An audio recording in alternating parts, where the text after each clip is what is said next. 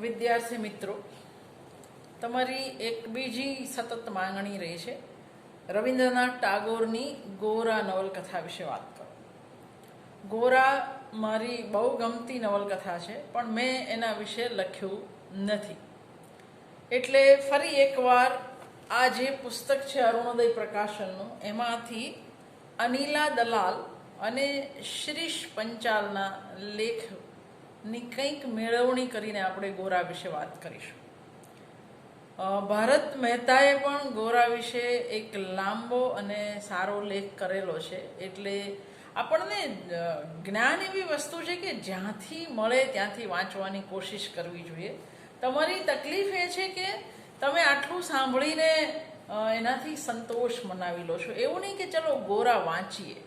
હકીકતે ગોરા વાંચવી જોઈએ, પછી ગોરા વિશેના લેખ વાંચવા જોઈએ. પણ એના બદલે તમે ઓલ ઇન્ડિયા રેડિયો પર અથવા વિવિધ ભારતી પર જેમ ફરમાઈશ ગીતની થાય એમ તમે યુટ્યુબ પર ફરમાઈશ કરો છો કે હવે ગોરાની વાત કરો, હવે રાઇનોસરસની વાત કરો. હું કરું છું કારણ કે વેકેશન છે, પણ તમારે થોડીક મહેનત જાતે કરવી જોઈએ. એક અદ્ભુત નવલકથા, ટાગોર કેમ મનીષી કહેવાય છે એનો જવાબ ગોરા જેવી નવલકથા આપે. વિશાળ પટ પર પથરાયેલી આ નવલકથા આમ તો 1907-8ના સમયગાળામાં લખાઈ છે અને 1910માં એ પ્રકાશિત થાય છે. ગોરાની અંદર જે સમયગાળો આલેખાયો છે એ ઈસવીસન 1880ની આસપાસનો છે. એટલે 1857માં જે વિપ્લવ થયો, અંગ્રેજોની ક્યાંક ક્યાંક હિંસા પણ એમાં થઈ, અરાજકતા પણ ફેલાઈ. આની આસપાસ આ નવલકથા નથી રચાઈ. હા, વિપ્લવના દિવસોમાં જન્મેલો બાળક ગોરાની આ કથા છે. 1907-8ના દિવસોમાં જ્યારે ગોરા લખાતી હોય ત્યારે આપણા મનમાં એક ઐતિહાસિક પરિપ્રેક્ષ્ય પણ સ્પષ્ટ હોવું જોઈએ કે બંગાળના ભાગલા જે લોર્ડ કર્ઝને કરેલા એ આ જ સમયગાળામાં કરેલા, અને બંગાળ આ ભાગલાને સ્વીકારવા માટે તૈયાર નહોતું. પરિણામે પછીથી 1911માં એ ભાગલા રદ પણ કરવા પડે છે, કારણ કે હિન્દુ મુસ્લિમ અલગ હતા પણ એમની સંસ્કૃતિ બંગાળી હતી. એ અંગ્રેજો નહીં સમજી શકેલા. જોકે અંગ્રેજો ક્યાં, પછીથી આપણે 1947માં શું કહ્યું, પણ 1947માં જ્યારે બંગાળને પાકિસ્તાનમાં મોકલ્યું ત્યારે 1971માં એ બંગાળ પાછું છૂટું થયું. જેણે એક સિક્કો મારી આપ્યો કે ધર્મના આધારે પ્રજાઓને તમે જોડી ના શકો, પ્રજાઓ હંમેશા ભાષા અને સંસ્કૃતિના આધારે જ જોડાય. આ અલગ એક વાત છે, પણ આપણે વાત કરવી છે ટાગોરની ગોરા, જે 1910માં પ્રકાશિત થઈ. 1857ના વિપ્લવ સમયે જે બાળકનો જન્મ થયો છે, જેનું નામ છે ગોરા, એની આ કથા છે. પણ ટાગોરે 57થી 80 સુધીના સમયને જવા દીધો, ગોરાને મોટો થઈ જવા દીધો છે. એ મોટા થયેલા ગોરાની એ વાત કરે છે. એક બાજુ 1885માં ઇન્ડિયન નેશનલ કોંગ્રેસની સ્થાપના થઈ ચૂકી હતી. 1905માં લોર્ડ કર્ઝન બંગાળના ભાગલા પાડીને, મેં કહું એમ, એક અરાજકતા ઊભી કરી હતી. અને 1909માં ગાંધીનું હિન્દ સ્વરાજ લખાઈ અને પ્રકાશિત થઈ ચૂક્યું હતું. એટલે ગોરાની પાછળની આ એક ભૂમિકા આપણી સામે સ્પષ્ટ હોવી જોઈએ, તો આપણે એની વધારે સારી રીતે વાત કરી શકીએ. હે મોર ચિત્ત પુણ્ય તીર્થે જાગોરે ધીરે, એય ભારતેર મહામાનવેર સાગર તીરે. એક બૃહદ સ્થળ કાળની વ્યાપ્તિ ધરાવતી કથા એટલે ટાગોરની ગોરા. અહીંયા એક ભારત વર્ષની સંકલ્પના તમને જોવા મળે છે. ગોરાને અનિલાબેન દલાલ કહે છે, જો કોઈ રાષ્ટ્રીય સમસ્યાના ઉકેલ તરીકે જોવા માંગતા હોય તો તમે એનો સર્જનાત્મક પક્ષ છે એની ઉપેક્ષા કરશો. એના માટે ટાગોરે જે રાષ્ટ્રવાદ વિશે લખ્યું છે એ વાંચવું અલગથી, ગોરા પર આરોપિત કરવું નહીં. ગોરા એક નવલકથા છે અને રવિન્દ્રનાથની જ નહીં, 20મી સદીની ભારતીય નવલકથાની ગોરા એક કાયમી યાદ રાખવી પડે એવી ઉપલબ્ધિ છે. રવિન્દ્રનાથ નવલકથાના સ્વરૂપ સાથે જુદી જુદી રીતે કામ પાડે છે. 1902માં એમની એક બહુ જ મારી ગમતી નવલકથા ચોખેર બાલી એ પ્રગટ થાય અને બંગાળી કથા સાહિત્યમાં એક નવો વળાંક આવે. ચોખેર બાલીમાં પહેલી વાર ટાગોર ઘટનાસભર કથાઓને બદલે માનવ મનની સંકુલતાઓ અને વિવિધ પ્રક્રિયાઓનું આલેખન કરે છે. એટલે ચોખેર બાલીમાં પ્રસંગો આછા પાતળા છે, પાત્રો પણ વધારે નથી, કેન્દ્રમાં વિનોદિની છે અને એના પાત્ર દ્વારા નારી મનની સંકુલતાને લેખકે પ્રગટ કરી છે. એટલે એવું કહેવાય છે કે ચોખેર બાલીથી બંગાળી નવલકથામાં મનોવૈજ્ઞાનિક નવલકથાનો પ્રારંભ થયો એવું કહેવાય છે. 1916માં ઘરે બાહિરે પ્રગટ થઈ. એક રીતે બંકિમચંદ્ર ચટ્ટોપાધ્યાયની નવલકથાને અપાયેલો આ એક સર્જનાત્મક જવાબ પણ છે. સ્વદેશી એટલે શું એની જે વિભાવના, પણ ટેકનિકની દ્રષ્ટિએ 3 પાત્રો દ્વારા ટાગોર ઘરે બાહિરે કેવડાવે છે. વિમલા, સંદીપ અને નિખિલ. વિમલાનો પતિ છે નિખિલ. આ ત્રણેય પાત્રો આત્મકથનાત્મક રીતે પોતપોતાની વાત કરે છે. એટલે દરેક પાત્રના મનમાં શું છે તે તો આપણને સમજાય, પણ દરેક પાત્ર બીજા પાત્ર વિશે શું વિચારે છે તે પણ આપોઆપ આપણા સુધી પહોંચે. ટાગોરે બીજી પણ નવલકથાઓ લખી છે, પણ ચોખેર બાલી, ઘરે બાહિરે અને ગોરા એ સિવાય નૌકા ડૂબી છે, ચતુરંગ છે, એ બધું છે, પણ વાત વધારે આ 3ની થાય છે.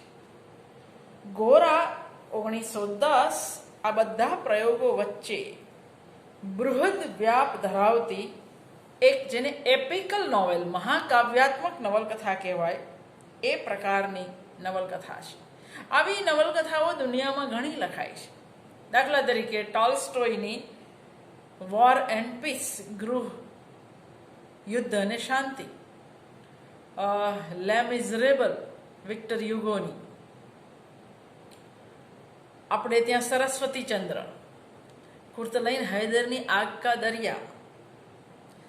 આ બધી મહાનવલ છે જેની અંદર એક લાંબા સમયપટને લેખકે લીધો. ખાલી સમયપટ લાંબો લીધો એવું નહીં, સાથે સાથે તમને જેમ યુદ્ધ અને શાંતિમાં, જેમ સરસ્વતીચંદ્રમાં, જેમ કુર્તલૈન હૈદરમાં જે દેખાય, એમ તમને ગોરામાં પણ ગોરા નવલકથાનો કેટલો બધો મોટો ભાગ ચર્ચા, વિચારણાઓ અને વાદ વિવાદ રોકે છે. કેટલીક વખત આપણને એમ લાગે કે નવલકથાની ગતિ રોકાઈ ગઈ છે, સ્થિતિમાં રૂપાંતરિત થઈ ગઈ છે, કથાવેગ સાવ મંદ પડી ગયો છે એવું પણ લાગે. ક્યાંક અહીંયા બ્રહ્મો સમાજની ચર્ચા તમને જોવા મળશે. બ્રહ્મો સમાજનું અર્પણ ભારતના સાંસ્કૃતિક ઇતિહાસમાં અવશ્ય, પણ આજે બ્રહ્મો સમાજનું શું મહત્વ, એવા બધા પ્રશ્નો પણ તમને થઈ શકે. અહીં જે ઇતિહાસ આલેખાયો છે એને સર્જનાત્મક સ્તરે લઈ જઈ શક્યા છે ખરા? ગોરાને તપાસતી વખતે આપણો એક પ્રશ્ન આ પણ હોવો જોઈએ.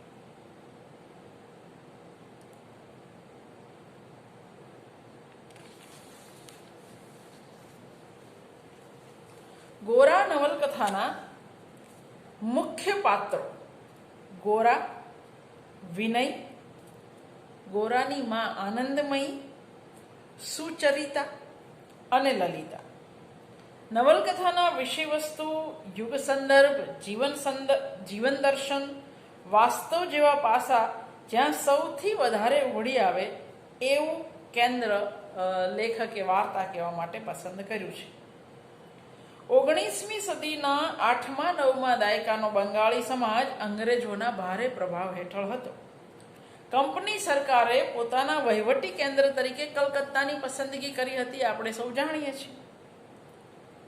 બંગાળીઓ પોતાની ભાષામાં વાતચીત કરવાને બદલે અંગ્રેજીમાં વ્યવહાર કરતા થઈ ગયેલા અને એ રીતે પ્રાદેશિક અસ્મિતાનું વાતાવરણ લોપ થઈ રહ્યો હતો. એ સમયે માઇકલ મધુસૂદન દત્ત, બંકિમચંદ્ર ચટ્ટોપાધ્યાય, રાજા રામમોહન રાય, ઈશ્વરચંદ્ર વિદ્યાસાગર અને બીજા અનેક દ્વારા આની સામેનું એક બંગાળી અસ્મિતાનું નવું વાતાવરણ ઊભું થયું. રવિન્દ્રનાથ ટાગોર સામે બંગાળની આ ઉજ્જવળ પરંપરા હતી. સાથે સાથે પૂર્વ પશ્ચિમની ધારા તો હતી જ. વિશેષ વાચન માટે તમારે જો વાંચવું હોય તો ટાગોરનો જે ગ્રંથ છે પૂર્વ અને પશ્ચિમ, એ જે સુરેશ જોશી એ કરેલો છે એ જોઈ લો. છાયાની માયા લેખ, પૂર્વ પશ્ચિમ ટાગોરનો અને જૂની શીરો તાની ઝાકીની છાયાની માયા જે સુરેશ જોશીના વિદેશીનીમાં છે. ગોરા નવલકથાનો આરંભ મુખ્ય પાત્ર ગોરાથી નથી થયો પણ વિનયથી થયો છે.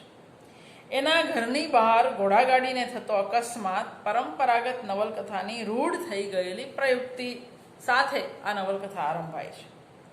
આરંભે આપણી આગળ 16-17 વર્ષની સુચરિતા, એના પાલક પિતા પરેશ બાબુ અને વિનય એટલે કે કૃતિના મુખ્ય પાત્રોને રજૂ કર્યા છે. વિનયના ઘરની પાસે એક બાઉલ ગીત ગાઈ રહ્યો છે.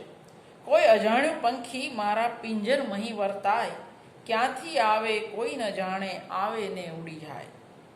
જોગાનું જોગ ત્યાં ઘોડાગાડીને થયેલ અકસ્માતને કારણે એક 17 વર્ષની કન્યા સામે ઊભી છે. બાઉલ ગીત એની સાથે જોડાઈ જાય છે. વિનય એની સામે જુએ છે ત્યારે શું લાગે છે? એ આંખોમાં કોઈ અસંદિગ્ધ પ્રભાવ છે. નથી એમાં સંકોચ, નથી સંશય, કોઈ સ્થિર શક્તિથી એ પરિપૂર્ણ છે. આ આપણે વિનયની આંખોથી જોયું કે નવલકથાકારની આંખે, કે પછી બેવની આંખે? એવો એક પ્રશ્ન પણ આપણને થાય.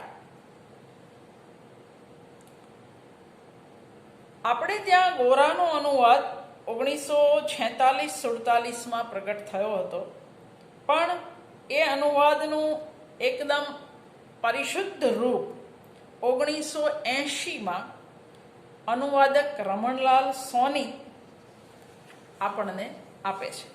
એટલે રમણલાલ સોનીને આપણે ગોરાના અનુવાદક તરીકે, અને 1980માં તો 1910માં લખાયેલી કૃતિ એક રીતે 46-47માં પહોંચી ગયેલું, પણ વધારે વંચાતી થઈ 1980 પછી.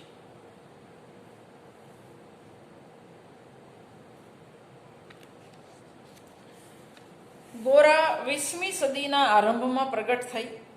પહેલાં એ ધારાવાહિક રૂપે એટલે હપ્તાવાર પ્રગટ થઈ અને 1910માં એ પુસ્તક આકારે.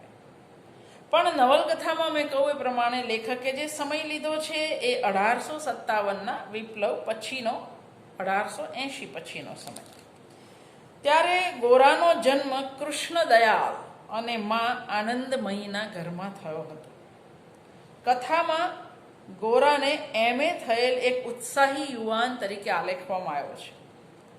એટલે કે લેખક 1885ની આસપાસની આપણા દેશની ભૂમિકા, તેનો પરિવેશ નિરૂપિત કરે છે. આ સમયે આપણે ત્રિભેટે ઊભેલા હતા. રાષ્ટ્ર, સમાજ, ધર્મ વગેરેના પારસ્પરિક સંબંધો, હિન્દુ બ્રાહ્મ સંઘર્ષ, ભારતવાસી અંગ્રેજનું સાહેબ કલ્ચર અને એનું અનુકરણ કરતું બાબુ કલ્ચર, એક આખો આચારમૂલક સમાજ અને વર્તમાન અંગ્રેજ પ્રજાના આદર્શોમાં માન્યતા ધરાવતો વર્ગ.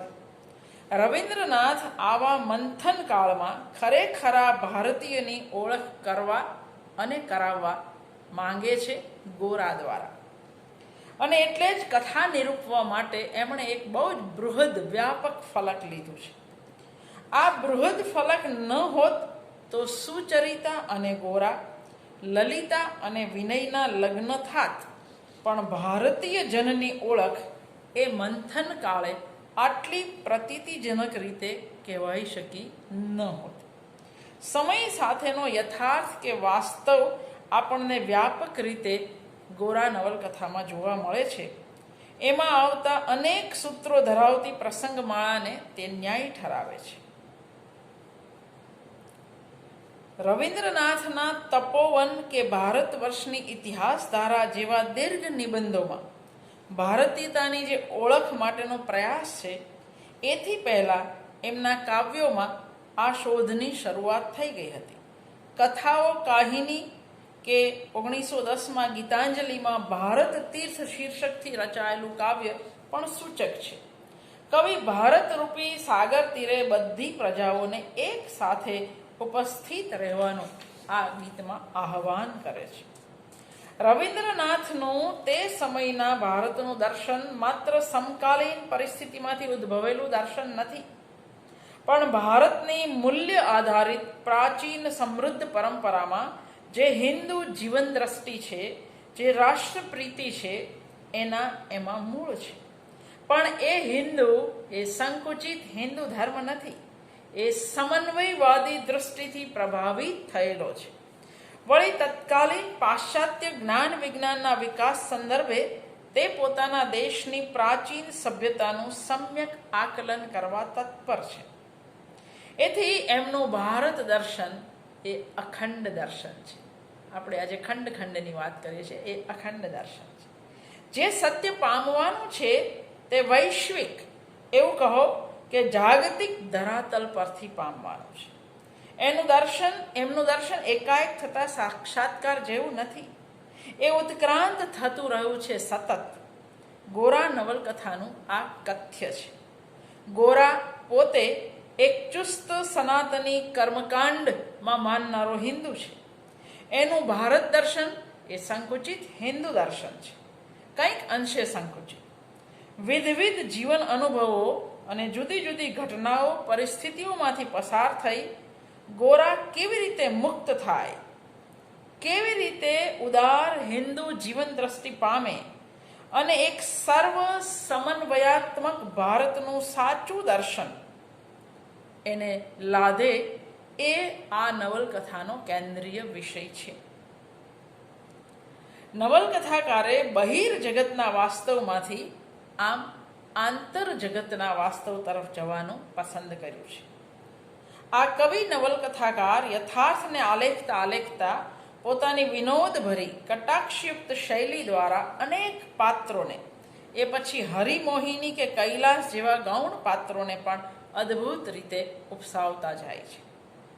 નાયક ગોરા નવલકથામાં સર્વ સ્થળે સમયે વ્યાપ્ત એવું પાત્ર છે. એના પાત્રની પરિકલ્પનાના મૂળમાં તે યુગના એક દેશ નાયકનો આભાસ છે. પણ નવલકથામાં સ્વદેશ પ્રેમે અથવા ધર્મની ઘેલછાએ લેખકની સત્ય દ્રષ્ટિને ધૂંધળી નથી કરી. જે ગોરાની ધૂંધળી છે પણ ટાગોરની બિલકુલ નથી. સનાતન હિન્દુ વેડા અને સંકુચિત બ્રાહ્મ વેડા બંને મિથ્યા દ્રષ્ટિકોણને લેખકે ગોરા અને હારાન બાબુના પાત્રોમાં મૂર્ત કર્યા છે. જોકે ગોરા પ્રત્યે લેખક પહેલેથી છેલ્લે સુધી સહાનુભૂતિ ધરાવે છે અને હારાન જેવા સ્વાર્થી વ્યક્તિ પ્રત્યે આપણી સહાનુભૂતિ એકેય વાર જાગતી નથી. શરૂઆતમાં કેશવ બાબુના ભાષણોથી મુગ્ધ થઈ ગોરા બ્રાહ્મ સમાજ તરફ ખેંચાયો, પણ પંડિત વિદ્યા વાગીશ પાસે વેદાંત દર્શનોનો અભ્યાસ કર્યા પછી પોતે હિન્દુ શાસ્ત્ર કે હિન્દુ પરંપરા પર આક્રમણ કરનારનો પણ ભારે વિરોધ કરે છે. તે પાશ્ચાત્ય પ્રભાવ હેઠળના વિચારો સામે હિન્દુત્વની વાત લઈને આવે છે.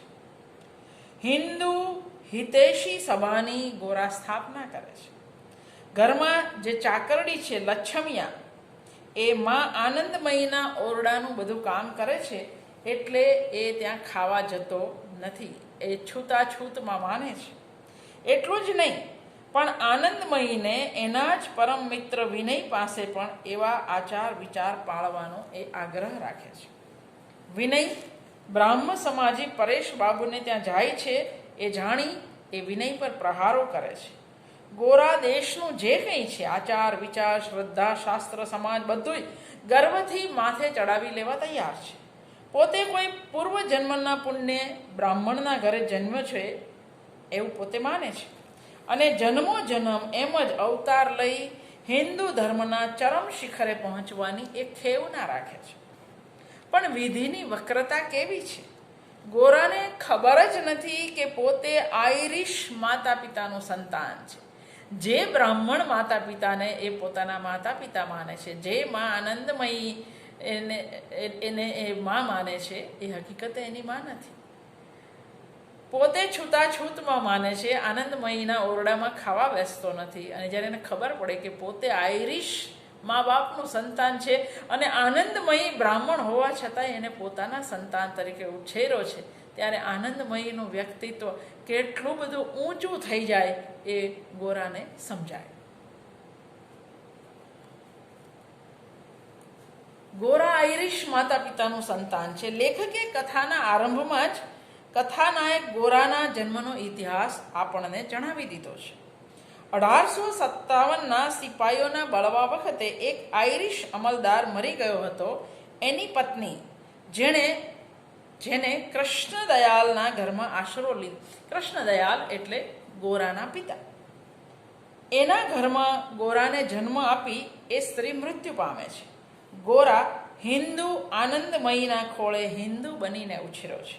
અલબત્ત માં આનંદમયીએ જે દિવસથી ગોરાને પોતાના ગોદમાં લીધો એ દિવસથી હિન્દુ આચાર વિચાર, કહો કે સંપ્રદાયની સંકીર્ણતાને સંપૂર્ણપણે ત્યજી દીધી છે. જે માએ સંપ્રદાયની સંકીર્ણતા ત્યજી એના ખોળામાં ઉછરેલો ગોરા એ સંકુચિત સંપ્રદાયમાં માનતો થાય. પિતા કૃષ્ણદયાલ પછીથી સનાતની બની ગયા છે, અને હવે ગોરા પણ પિતાના માર્ગે એવી જ સંકીર્ણતા બાજુ જઈ રહ્યો છે. ગોરા માટે હિન્દુ ધર્મ એ દેશ પ્રેમનો પર્યાય છે. રવિન્દ્રનાથ ગોરાની હિન્દુ ધર્મચુસ્તતાની પાછળ રહેલા તેના દેશ પ્રેમને રેખાંકિત કરવા બૃહદ ફલક લે છે. એક રાષ્ટ્રની સંસ્કૃતિ સમગ્રને તેના રાજકીય, આર્થિક, સામાજિક પરિવેશમાં આવરી લઈ અભિવ્યક્ત કરે છે. એના કારણે ગોરા મહાકાવ્યાત્મક વ્યાપને પામે છે. વિનય જ્યારે ગોરાને પૂછે છે કે ક્યાં છે તારું ભારત, ત્યારે એના જવાબમાં ગોરાની મેઘ ગર્જના સંભળાય છે.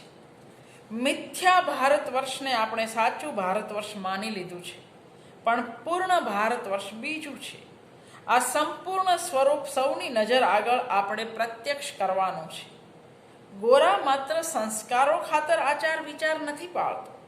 એ સંસ્કારો દેશની એકતા માટે શ્રેયસ્કર છે એવું માને છે, એટલે પાળે છે. જો એની અવજ્ઞા કરીએ તો દેશની સંસ્કૃતિ ખંડિત થઈ જશે. પોતાના દેશ બાંધવો જે કંઈ છે, જે રૂપમાં છે, તે જ રીતે પહેલાં તો ઉદારતાથી સ્વીકારી લેવાનું ગોરાનું વલણ છે.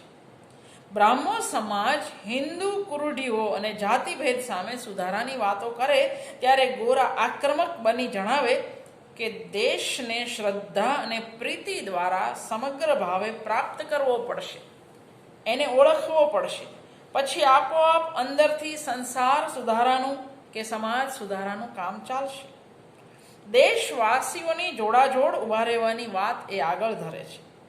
ત્રિવેણી સ્નાન માટે જવા વખતના સ્ટીમર પરના અંગ્રેજ અધિકારીઓ સામેનો અને ખાસ તો ભણેલા બંગાળી દેશવાસીઓના વલણ તરફનો, બાબુ કલ્ચર તરફનો ગોરાનો આક્રોશ આ નિર્દેશે છે.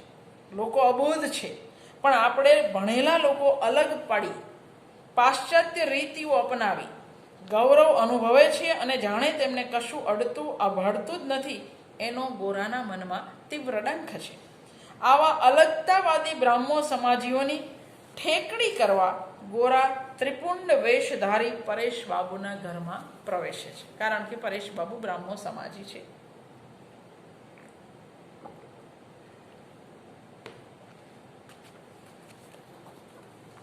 પરદેશી માન્યતાઓના વિરોધની સાક્ષાત મૂર્તિ સમા ગોરાનું તાદૃશ ચિત્ર જુઓ. કપાળમાં ત્રિપુંડ, માદરપાટનું ધોતિયું, કસવાળી બંડી, ખભે ચાદર, ચાંચવાળા કટકી જોડા પહેરેલા છે. પરેશ બાબુના ઘરમાં પ્રવેશતા પહેલા તેની આ મૂર્તિ બધાને આઘાત આપે છે. દેશના લોકોની નિંદા કરતા હારાનનો તો ગોરા ઉધડો જ લે છે.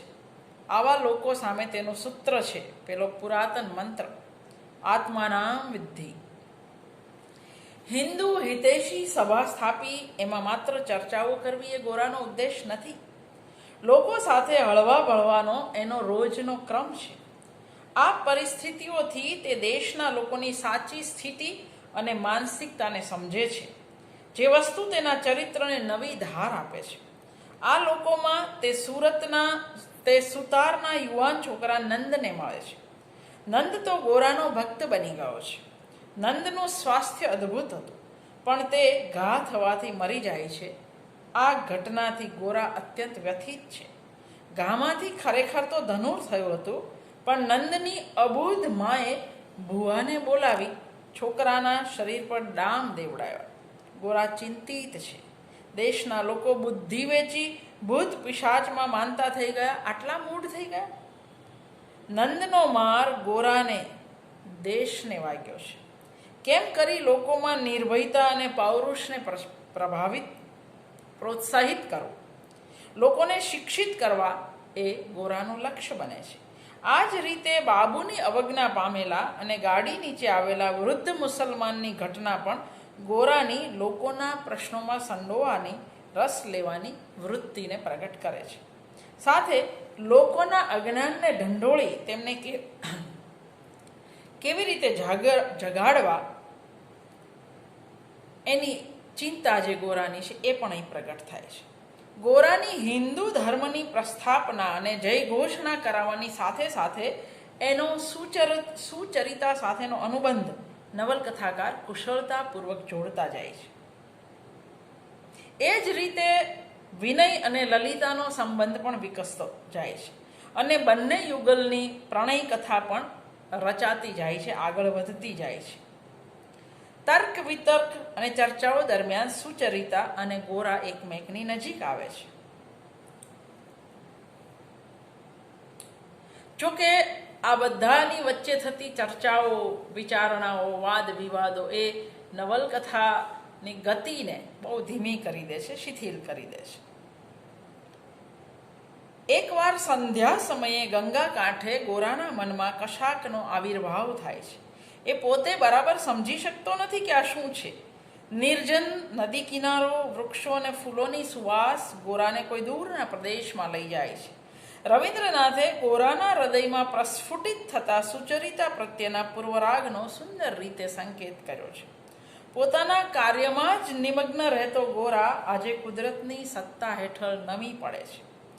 વિનયે સુચરિતાને નંદની અબૂધમાની વાત કરી હતી, ત્યારે સુચરિતાએ નારીના કાર્યક્ષેત્ર અને કાર્યશીલતાની વાત કરતાં કહ્યું કે જો સ્ત્રીઓનું ક્ષેત્ર સીમિત જ રહેશે તો તેમના વિકાસની શક્યતા કેટલી. નંદની માં પણ એક એવી જ સ્ત્રી હતી ને.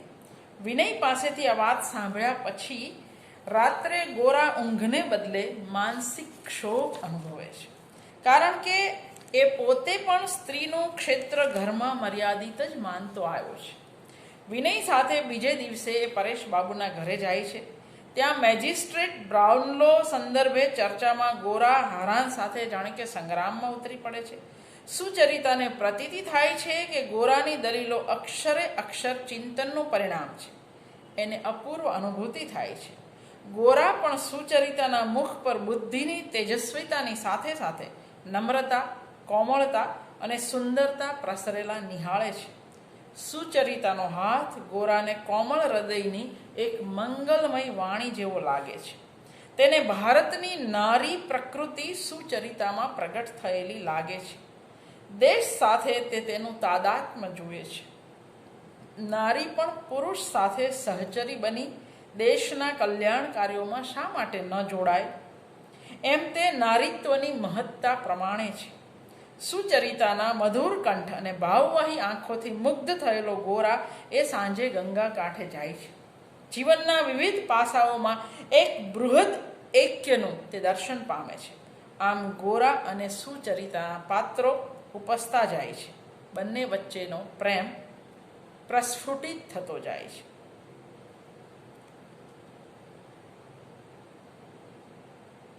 કર્મઠ ગોરા લોકોની દુર્દશા જોઈને દુઃખ પામે છે. ગોરાના ચરિત્રમાં આ જે લોકોનું દર્શન, દુઃખ દર્શન, એ સ્થિત્યંતરનું નિર્દેશક બને છે. ધર્મચુસ્ત ગોરા કઠોર વાસ્તવની મુખ્ય મુખ આવતા ભારત વર્ષ સંદર્ભે ધર્મેતર કારણોથી પણ વિચારવા માટે બાધ્ય બને છે. ખાલી ધર્મથી ભારત વર્ષની વિચારણા નહીં થઈ શકે. ઘોષપાડા નામના ગામમાં તે મેજિસ્ટ્રેટના ત્રાસ અને અન્યાયો સહી લેતા કંઈક દુર્બળ અજ્ઞાની દેશ લોકોને જોઈ તીવ્ર વ્યથા અનુભવે છે. ભદ્ર સમાજ કે શિક્ષિત સમાજ કે કલકત્તાની સમાજની બહારના લોકોના છિન્ન ભિન્નતા, જડતા, કુસંસ્કાર ગોરા પહેલી વાર નિહાળે છે. પછી મુસલમાનોના જે એક ગામમાં તે આવ્યો છે ત્યાં ઐક્ય અને જાગૃતિ જુએ છે. આ યાત્રાના મિત્રો તે એક પછી એક એને છોડી ગયા છે. ગામમાં હિન્દુ નાઈનું એક ઘર છે. નાઈ ઝઘડામાં જેલમાં ગયેલા મુસલમાન પિતાના એક ભૂખે મરતા શિશુને પાળી પોષી રહ્યો છે. ગોરાનો છેલ્લો રહેલો મિત્ર દુષ્ટ બ્રાહ્મણ ચાટ્ટુ જેને ત્યાં જતો રહે છે, પણ ગોરા મધ્યાહનના પ્રખર તાપમાં નિર્જન તપેલી રેતીમાં થઈને એ દુષ્ટને છોડી એકલો પેલા નાઈના ઘરે આવે છે. એના મનમાં માનવતાની દ્રષ્ટિએ ધર્મની પરંપરા સામે પ્રશ્નાર્થ ઉઠ્યો છે. હિન્દુ નાઈ મુસલમાનના છોકરાને આશરો આપી કલ્યાણનું કાર્ય કરે, તેનું ખાવાથી શું ધર્મ ભ્રષ્ટ થાય? અને બાહ્ય ધર્મો પાળી પવિત્રતાના નામે અધર્મ આચરવામાં આવે તો એને કેમ પ્રોત્સાહિત કરાય? ગોરા હિન્દુ ધર્મ અને આચાર વિચારની નિરર્થકતાનો બોધ પ્રત્યક્ષપણે અનુભવે છે. એટલે મનમાં સંદેહ અને દ્વંદ્વ જાગે છે. જાણે એનામાં આ પ્રતીતિથી પરિવર્તનની એક પ્રક્રિયા શરૂ થઈ જાય છે. મેજિસ્ટ્રેટ બ્રાઉનલોની ઉદ્ધતા અને પોલીસના ત્રાસ સામે જનુને ચડેલો ગોરા એક પ્રસંગે પોલીસને મારે છે. એને ગિરફ્તાર કરવામાં આવે છે. તે સામાન્ય કેદીની જેમ જ જેલવાસ સ્વીકારે છે. કોઈ વકીલની દલીલોથી તે છૂટવા નથી ઈચ્છતો. જન સમાજ સાથેનું એનું અદ્ભુત તાદાત્મ્ય અહીં પ્રગટ થાય છે. ગોરાને થતી ભિન્ન ભિન્ન અનુભૂતિઓ દ્વારા રવિન્દ્રનાથ ગોરાના પાત્રની લાક્ષણિકતાઓ તો ઉદ્ઘાટિત કરે છે, પણ એનામાં ચાલી રહેલી પૂર્ણ ભારત દર્શનની એક સમગ્ર પ્રક્રિયા એના ચરિત્રની પરિવર્તનશીલતાની સંભાવનાનો પણ એક સંકેત આપણને આપે છે. ગોરાના ગિરફ્તાર થવાની ઘટના સાથે નવલકથાના જે તંતુઓ જોડાયેલા છે તેમાં મુખ્ય તંતુ છે લલિતાનું સ્ટીમરમાં વિનય સાથે કલકત્તા ચાલી નીકળવું. લલિતાનું આ સાહસ તેના વિનય માટેના પ્રેમનો સ્વીકાર પ્રગટ કરે છે, તો વિનય પણ આ નારીના પરિચયથી પોતાના જીવનમાં સાર્થકતા અનુભવે છે. ખરેખર તો નવલકથામાં આવતી બંને પ્રણય બેલડી ગોરા સુચરિતા અને વિનય લલિતા આનંદમયીના વ્યક્તિત્વના વિરાટ ઓછાયામાં અભય પ્રાપ્ત કરે છે અને પોતાના વ્યક્તિત્વને અકુંઠિત રૂપે પ્રગટ કરે છે. લલિતા બ્રહ્મ સમાજી અને વિનય હિન્દુ છે. તેથી લલિતાના સ્ટીમર પરના સાહસથી બ્રહ્મ સમાજમાં ખળભળાટ મચ્યો છે. એવે વખતે આનંદમયી વિનયને દ્રષ્ટિપૂર્ણ પીઠબળ પૂરું પાડે છે. વિનય તો સંઘર્ષ ટાળવા ગોરાના મોટા ભાઈની દીકરી શશિમુખી સાથે લગ્ન કરી લેવા તૈયાર છે, પણ આનંદમયી એને કહે છે, વિનય, તારે શા માટે હિન્દુ સમાજનો ત્યાગ કરવો પડે? સમાજના લોકો તો મને પણ ખ્રિસ્તી કહે છે, એટલે મારે એ માની લેવું? હું જે ઉચિત સમજું તેને વળગી રહું. રૂઢિચુસ્ત સમાજ અને સ્વમત મંડનના આગ્રહી લોકો વચ્ચે આ નારી એકદમ આત્મસ્થ છે. પછીથી વિનય લલિતાનું લગ્ન પણ આનંદમય જ કરાવે છે. ગોરા જેલમાં છે તે દરમિયાન વિનય લલિતા સંદર્ભે આનંદમયીને સુચરિતાને મળવાના પણ અનેક પ્રસંગ બન્યા છે. સુચરિતાની શાલીનતામાં એને ગોરાને યોગ્ય તરુણી દેખાય છે. બીજી તરફ ગોરાના સુચરિતા તરફના વલણને પણ એ મનોમન પામી ગયા છે.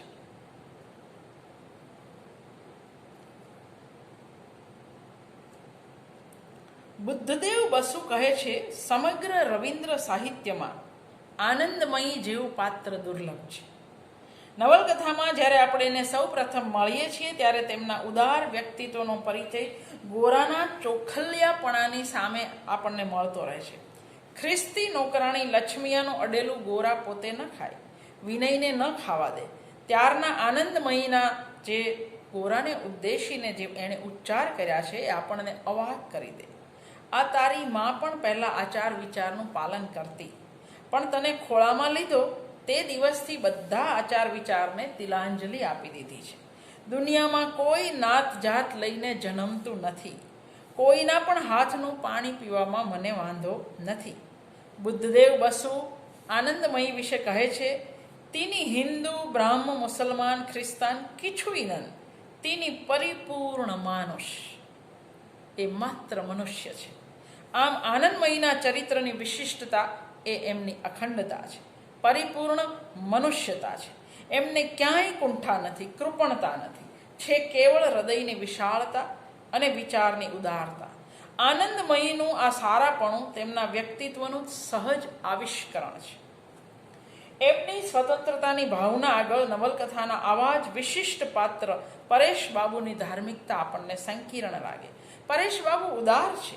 પ્રથમ દ્રષ્ટિએ તે અને આનંદમયી એકદમ નજીકના સ્વભાવના મનુષ્ય લાગે, તો પણ બંને વચ્ચે ભેદ છે. આનંદમયીનું ચરિત્ર મુક્ત અને અખંડ છે. પરેશ બાબુ પરંપરાગત સંકુચિતતાથી મુક્ત નથી. એમની સારપ નિષ્પ્રાણ બની જાય છે. તેમનામાં સાધારણ માનવીય વૃત્તિનો અભાવ અનુભવાય છે. આનંદમયી નવલકથાની અનેક ઘટનાઓ પર સુંદર આભા પાથરે છે.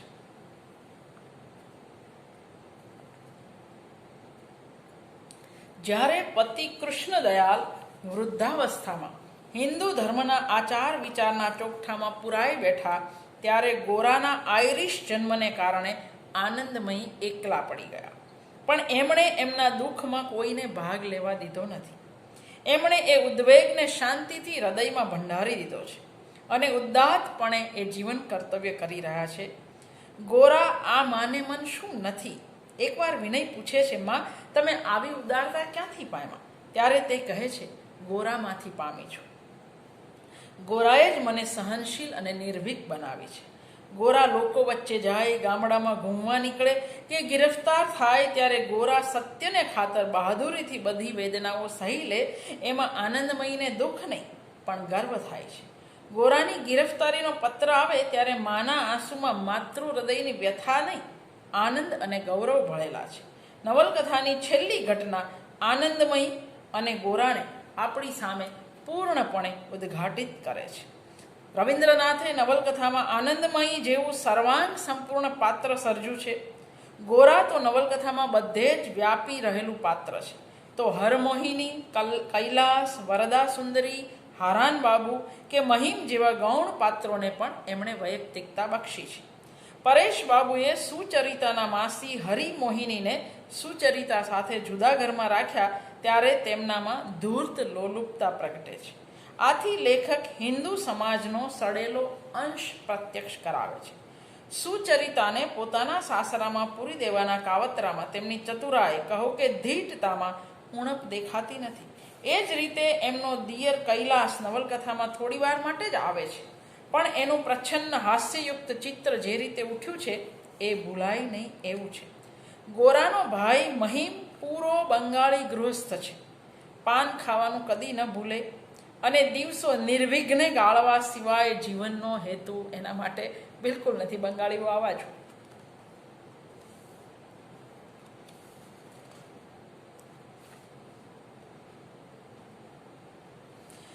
ગોરા જેલમાંથી બહાર આવે ત્યારે વિનય લલિતાવાળો પ્રશ્ન એની સામે આવે. એ વિનય સાથે લડે. ખરેખર એ રીતે લડવામાં તે પોતાની સાથે જ લડે છે.